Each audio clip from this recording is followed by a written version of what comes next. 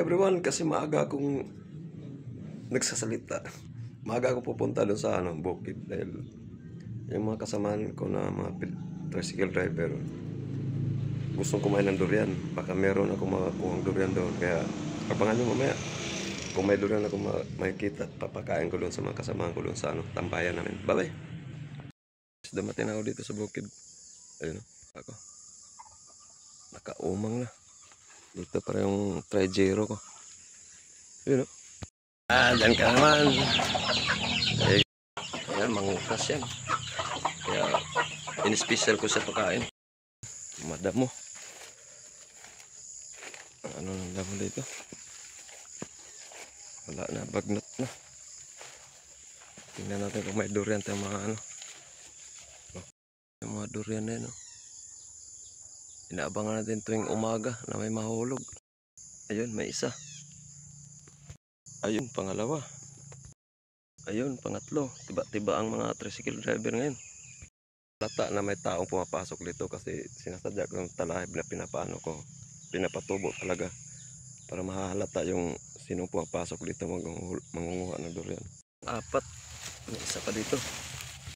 Apat na yan. Pagkadelikado ang durian kasi pag nandyan ka sa ilalim, pag nasa ilalim ka ng puno ng punuan ng durian, tapos may nahulog, nako, yari yung tinik niyan, delikado. Ayun, butas kasi may king cobra dito. Puno tayo o punuan, baka meron may king cobra na dumadaan. Nakikita ko talaga malaki. Yun pa, ang variety yan na durian, puno o punuan. Marami-rami din ang bunga. Nga, malata mo nga meron kasi sa amoy pa lang malayo ka merong nangangamoy na siya. Yan guys, pangalawa.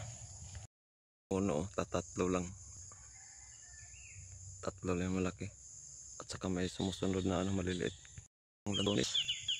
Maraming bulaklak ng lansones. Maliliit pa. Ito nga side guys, ang king cobra ko na nakita dito. Talagang malaki.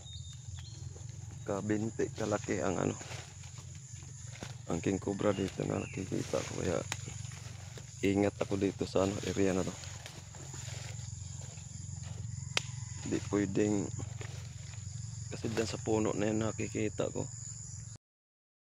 Dito talagang ako durian.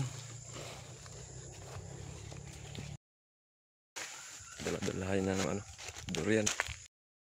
Ito sa lalo sa dulo malahib eh. Tapos yung king cobra kailangan na natiktahan natin sarili natin. Sa talahib basta-basta gumalaw, kailangan matiyag sa mga paligid kasi biglang tumatayo yan pag malalaki na, lalo yan lang dudukawan ka na.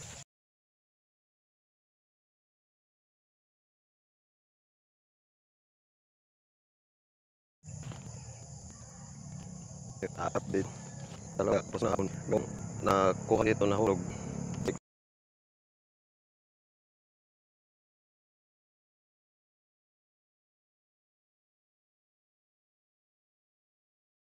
Yan guys, 7 piraso.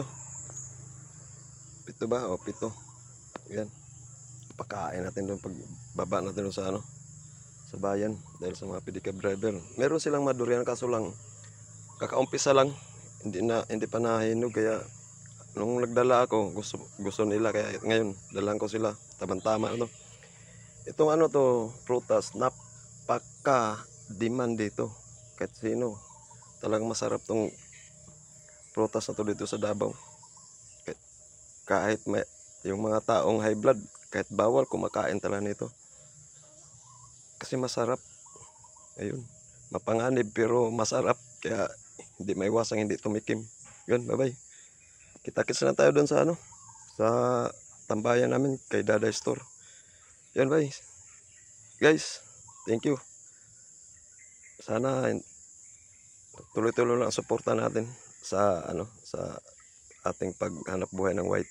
Thank you, bye bye, God bless.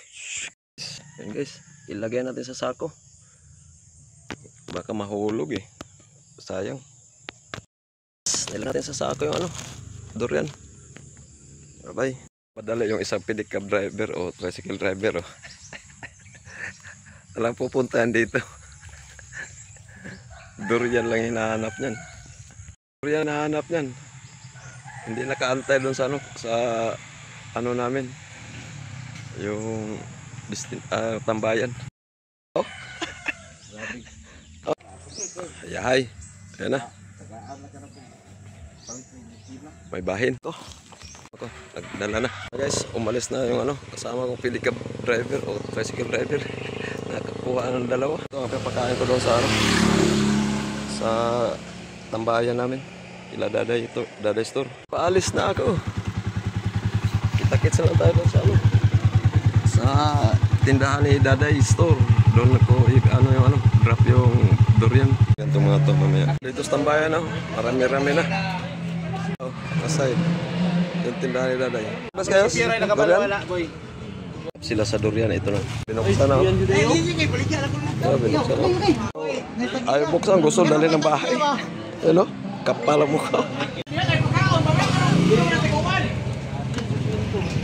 Wala, kanya-kanya hakutan eh. Panghatag ka nila sa giya, kay parang kaon. Hindi ba ginataguan? Kaya gisyan po na. Wala na. Kanya-kanya bono. Walang hiya. Dinalahan ko sila ng ano, ng durian doon. Take out nila eh. Dinala ng kanya-kanyang sidecar. Naluko ng mga tao. Akala ko ba, kainin.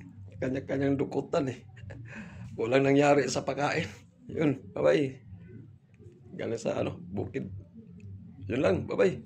Dito na ako sa bahay.